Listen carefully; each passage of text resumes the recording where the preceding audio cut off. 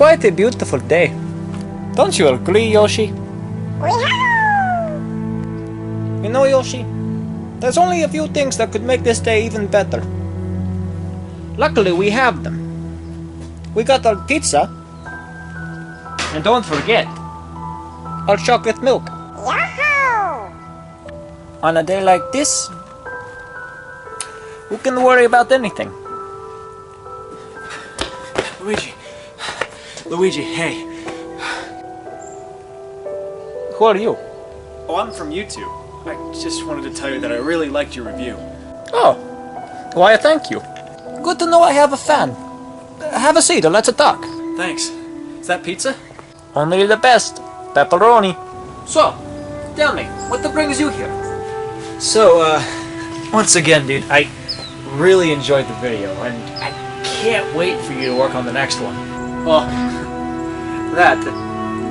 Look, I'm not working on it right now, because I'm mainly trying to relax here. Wait, what do you mean you haven't worked on it? Well, I haven't done anything since I uploaded the last video. Luigi, that was over a month ago. You see, I don't even know if people actually want to see me review games. I just don't feel the motivation to do it anymore. Look, judging by how many people actually watched it, there will be quite a few people who want you to review another game. Look, friend, I can see where you're coming from, but I don't want to review any more videos until I find the motivation, and that is final. Oh, really? Well, I didn't want to have to do this, but... Wait, what are you doing? Dearest Luigi, I had a wonderful time last night. Where did you get that? Do not worry about anything. I'm sure our secret will not be revealed to your older brother. Hey, the business between me and the princess was strictly professional. And I'm sure that the cake was not the only thing you enjoyed. Should I go on? You, my friend, are very, very cruel. Look, man, if it's gonna get you motivated to do another review, then I'm gonna do this as many times as I can. Okay, look, if I review the game right now, will you promise me that you'll burn down that piece of paper? Hey, review the game, man. And I'll burn this piece of paper right here. I'm gonna hold you to that. Sorry, Yoshi, but I got to go. So long.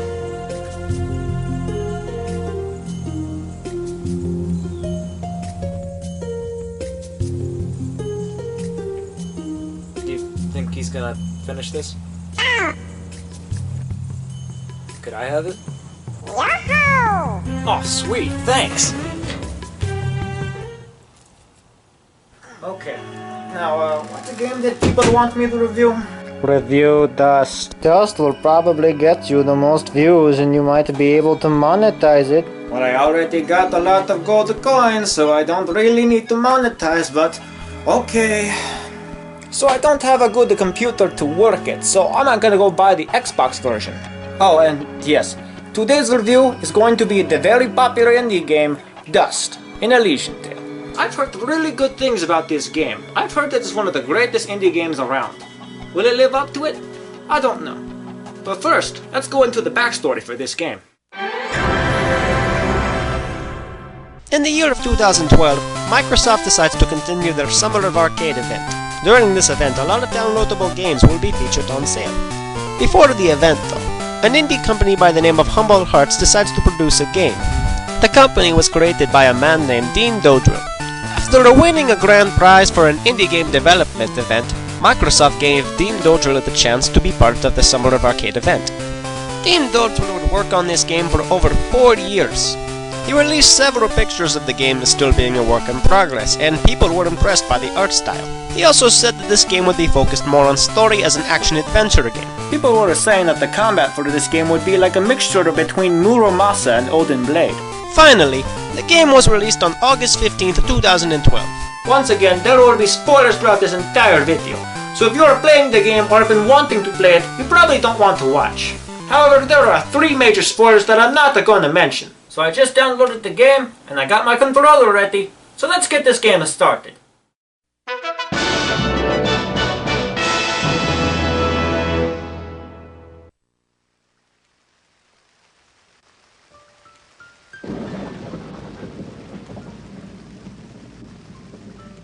The first thing that you'll notice is that the title theme is fantastic. I haven't even pushed A to start the game yet, and I can already tell this is going to be a good game. It's a combination of both the music, the thunder and lightning working well with the atmosphere, and that title. The story begins with a floating sword, and a narrator telling you about the greatest of Elysian tales. The game pushes you into combat as you take control of a soldier that goes against an angry mob in the middle of a burning village. It only lasts a few seconds, but it definitely shows off the combat for the game, and shows off its brilliant animation and background design. The soldier is said to die, but not to the army, but to a child. Talk about embarrassing. You then find yourself as a mysterious robed figure, and a flying sword comes to you. The dialogue that accompanies it is followed by brilliant animation as well. Shortly after acquiring the sword, you're met by a flying orange thing. Stop! Stop right there! And who is she? Me? I'm Fidget, guardian of the sword. The game introduces to you the three main characters that you will know the entire game. The orange one being Fidget, the sword being known as Aura, and the character you play as being known only as Dust. Dust has no memory, and he must go through the forest to a village to find out more information about who he is. You're introduced to the game's basic controls and basic attacks. As you're running through the beautiful woods and looking at deer, enemies pop up from treetops and it introduces you to the main combat. And indeed, the combat is as fun as it was portrayed. The combat has been labeled as easy to use but difficult to master, which is true. You don't exactly get a lot of combos to go with in the game, however, that makes the game simple and fun. There's a lot going on, so I'm going to explain it carefully. Green represents your health, blue represents your experience points, and white represents your spirit gauge for when you attack enemies. Developing higher combos against enemies will grant you more experience points. When you level up, you receive a skill point, which you can put into one of your 4 skills.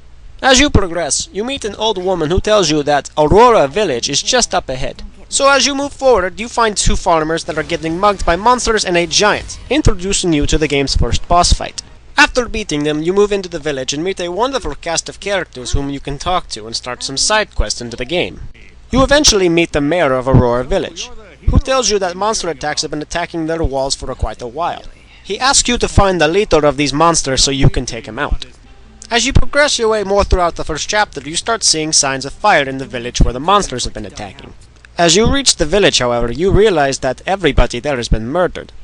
A mysterious stranger is waiting for Dust there, and apparently knows who he is.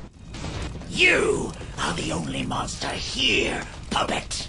As I turn your bones to char, your final thought will be that Fuse was victorious. Now die! Fuse, huh? I guess you can say that he has a burning passion to kill you.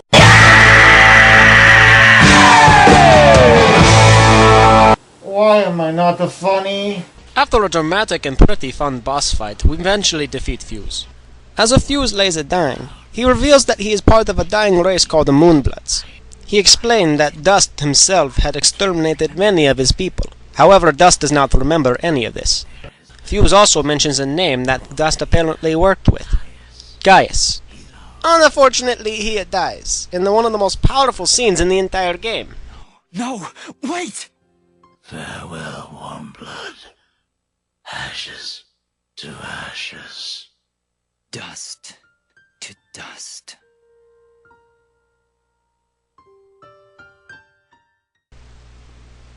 Well, awkward death scene is done. Back to the review. After backtracking back to the village and letting the mayor know that the village is safe, you have a conversation with a girl named Ginger. You get to find a little bit more about her, and find out that she was originally a Moonblood supporter. But before you can get more information from her, enemies attack the village. After taking care of them, you agree with Ginger that you'll go investigate the source of the monsters, and you'll meet up with her later on in the story. The second chapter of the game then takes you to some underground caves, and let me tell you, this is the level where the game stops a hold in your hand and puts you into the action. The game starts throwing out enemies that do a lot of damage to you. Unless you've been practicing your parrying, you will die quickly. After navigating your way through the caves and enemies, you find yourself in an underground town named Mudpot. In the town of Mudpot, you find some small hillbilly talking, I don't know what they are. As it turns out, the little one is called Bobo. He and his mother have been trying to heal their sick father, but they can't. The reason why the town is called a mud pot is because a lot of the pots there are made of mud and they're always filling to the brim with mineral water. The mineral water has healing properties. Unfortunately, the water has dried up from its source. Thus deduces that the monster attacks have something to do with the water drying up, and that they came to the surface to find more. Popo mentions a person called the lady, who is apparently in charge of the water. Dust and Fidget volunteered to go talk to the lady and find out what's been going on. You'll reach her domain, which she introduces herself as Lady Tethys. Lady Tethys stops the flow of water simply because of Gaius' campaign, and believes that the water is also used for evil as well as good, so she stops the flow of water altogether. It is quickly assumed that she is consumed by her own rage, and doesn't care about the people of Mudpot. Dust decides to knock some sense into her. This leads up to the second boss fight. Lady Tethys attacks you with electrical abilities and a very long sword if you get too close. Wow, the resolution to this boss fight was quite shocking.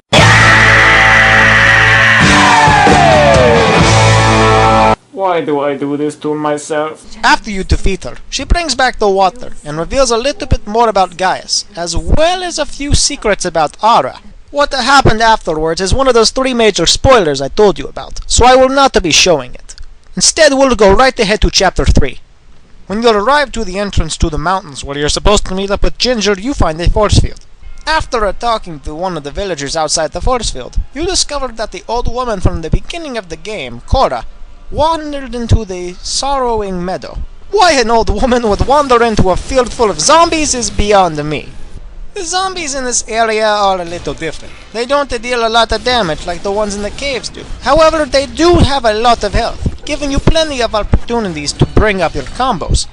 Speaking of which, one of the side quests for this game was from a little boy who asked if it was possible for me to pull off a, wait for it, 1000 hit combo. 1000 hit a combo? Let's do it.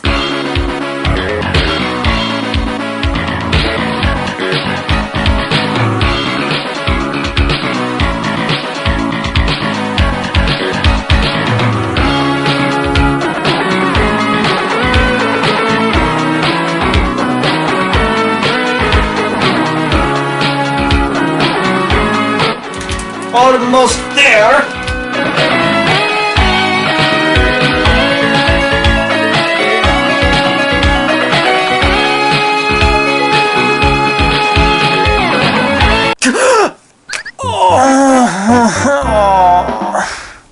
So after that disaster back there, we eventually find Cora. I got to say, I feel as if she was just kind of thrown in here. Like they thought they couldn't give her enough screen time, so they decided to randomly put her in Chapter 3. As it turns out, Cora used to roam these woods when she was younger. A man named Mr. Kane is blocking the entrance. Cora says she might be able to help if we find 4 items from 4 different locations for her. And what are these 4 items?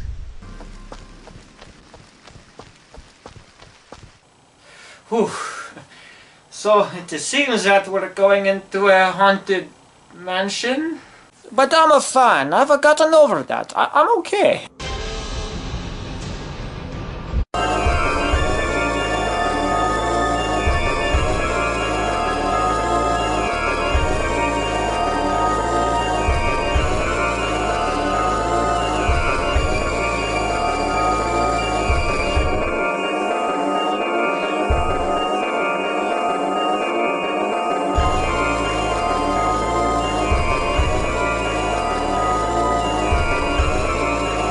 Seriously though, you have to do this 4 times to get all the 4 items. But you know what? I did it anyway. However, during this scary adventure, I did have one eventful thing happen.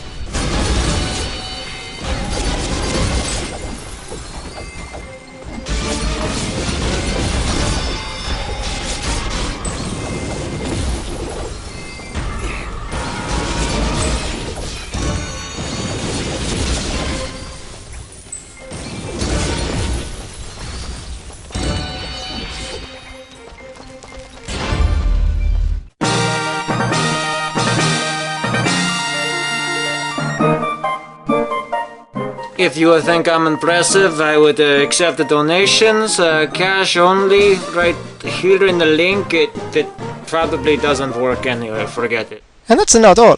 After you go back to court with all 4 items, it turns out you have to use those items to fight it. Wait a minute, are you telling me that I gathered all of those items just so I could fight the ghost? Why is it that the items don't kill the ghost for me? But whatever the case, the ghost suddenly becomes real, and then it's the next boss. Oh, this ghost is so spooky. What, were you expecting a joke? Ghosts are not a thing to joke around with. After you beat the ghost, the force field from the beginning opens up, allowing you into the 4th chapter of the game. It takes place in some snowy mountains, and let me just say that this is probably the most beautiful level to look at, ranging from the icy caves and the mountainous blizzards, and not to mention that the music.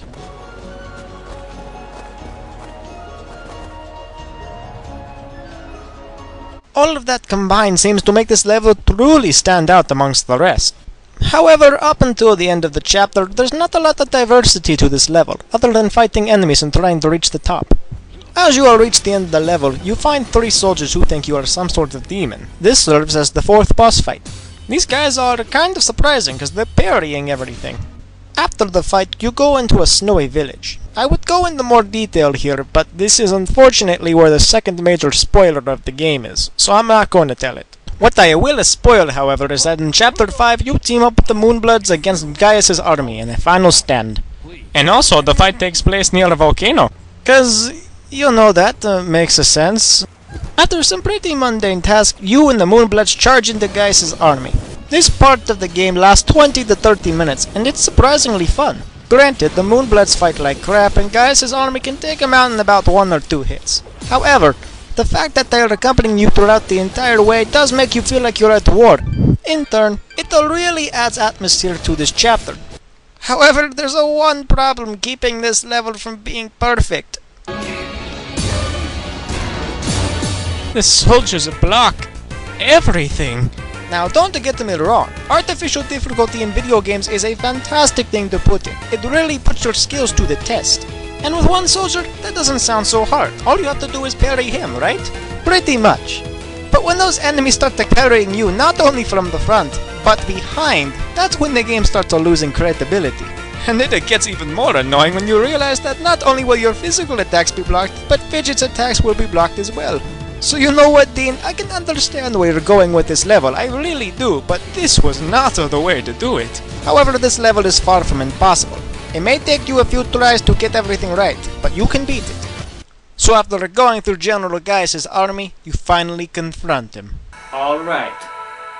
You know what time it is.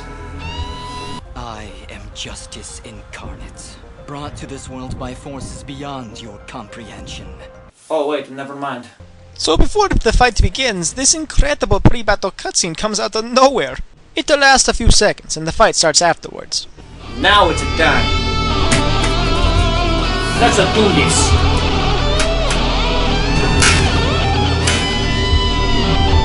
It should be noted that the final boss fight with Gaius takes place over 4 parts. Gaius himself is pretty powerful too.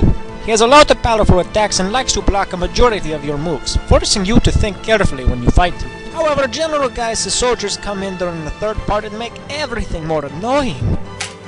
Okay, you know, since he is the final boss, I can kind of understand him parrying all my attacks. It makes you want to think like he is and try to beat him differently other than mashing the buttons like I'm doing here. But at the same time, why do all of these soldiers need to come in? They're not fun. It's truly the only flaw in this game that's making this final boss just disappointing. After the first 3 agonizing parts, you finally get to face Gaius one-on-one in the 4th part, just near the core of the volcano. The fight is long and difficult, and just as you are about to land the final blow... And this is where I'm gonna have to do something different. You see, the ending to this game is phenomenal. And I know you're going to hate me, so let me try to explain it to you. I know what you're thinking. Luigi, you've already beaten Star Fox Assault all the way through, why can't you spoil this one? Because I truly don't believe that the ending to this game should be spoiled in any way whatsoever. Don't get me wrong, I really loved it, I really did, but I don't want to ruin it to anybody who wants to see it. This is truly something that the player must see for themselves and enjoy it themselves, not after some YouTube video. So in a very controversial way, and I know you guys are going to give me crap for this, so don't do it, I'm going to end the review here, shortly after the final boss. Now I suppose you know what time it is. Let's review this game.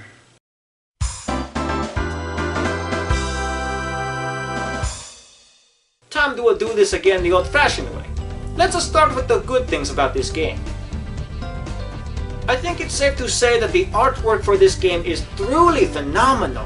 I'm surprised I'm seeing such a variety of art everywhere throughout this game. The locations themselves partly had the reason why I kept grinding out through some areas, because they truly felt alive to me. Another good note I'd like to point out is that the soundtrack is phenomenal. Every single song I heard in this game fits the situation clearly. The characters are all unique and original. I felt as if I were talking to a new person every single time, instead of other games where you're sort of talking to somebody with a different coat of paint. The storyline can be a bit generic, however it is unique enough to keep your attention.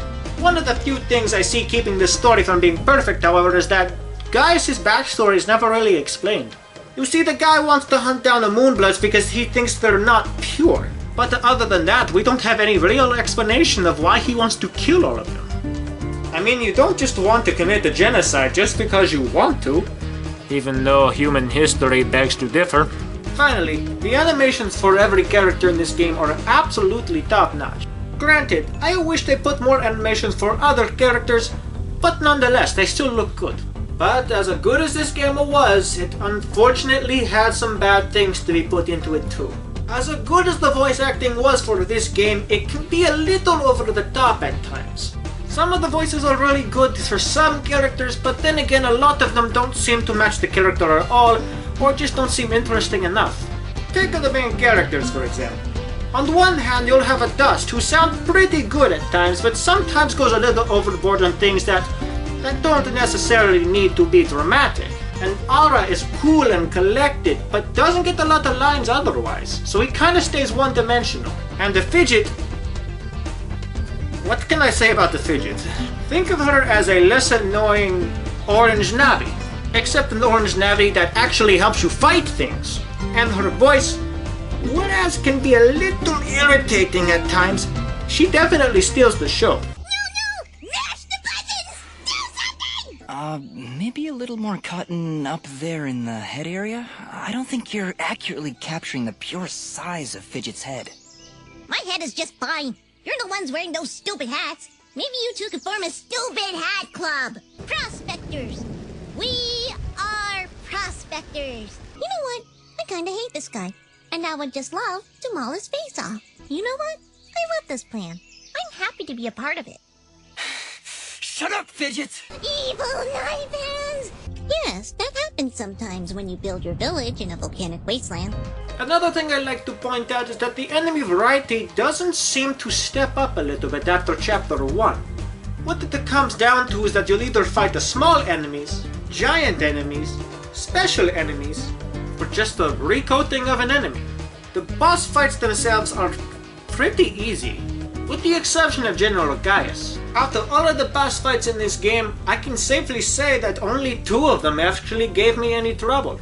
A prime example of this is the transition from Chapter 3's boss to Chapter 4.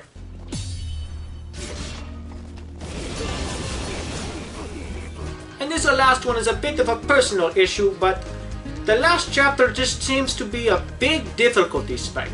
I understand the game is not supposed to be easy near the end of the game, and heck, there's other difficulties to try it on. But like I said before, if the enemies are blocking all of your attacks, then what's the point of attacking them? Whatever the case though, Dust in Elysian Tale is a beautiful crafted game with a few flaws keeping it from being perfect. It is a truly worth a playthrough for anybody who likes action games and enjoys a really decent story with varied characters. I am very proud to say that I had a lot of fun playing this game. It is definitely my favorite indie game of all time. In conclusion, Dust in Elysian Tale gets a solid 8.5 out of 10. It is a fantastic game and I really wish I could play it all over again. I remember hearing some rumors that Dean was planning on making a sequel in the next couple of years, but we'll just have to wait and see. So once again, I'm a Luigi, and this has been a Luigi review. Now if you excuse me, I'm gonna go get 100% on this game. Oh, wait, I forgot to tell you guys. Thank you again for watching the review and subscribe.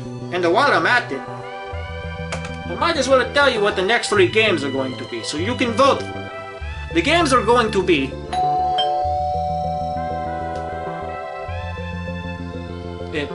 wait right here, I'm gonna go get that.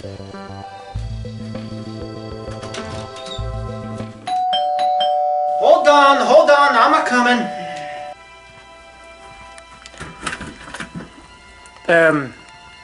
Hello?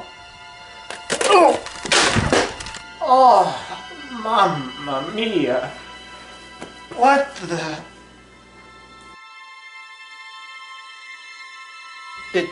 It looks like a game.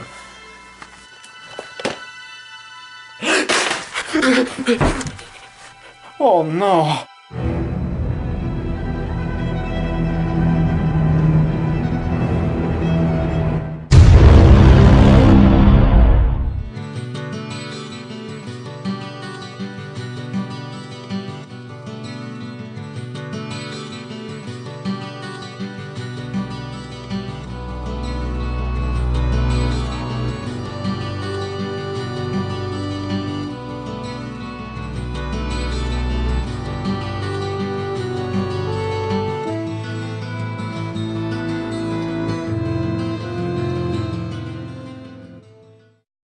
Welcome